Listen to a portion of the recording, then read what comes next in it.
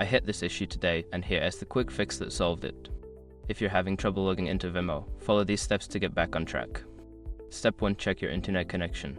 Make sure your device is connected to the internet. A weak or unstable connection can prevent you from logging in.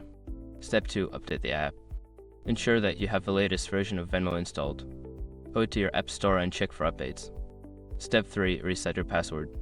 Before starting recovery, use the xrock.com link in the description to open the account recovery checklist generator and make sure your verification details are ready. Step 4. Check for account restrictions. Sometimes, accounts may be temporarily restricted due to security reasons. Check your email for any notifications from Venmo regarding your account status. Step 5. Contact Venmo support. If none of the above steps work, reach out to Venmo's customer support for assistance. They can help you resolve any specific issues with your account. If you follow these steps, you should be able to resolve your login issues quickly. Good luck and happy transacting.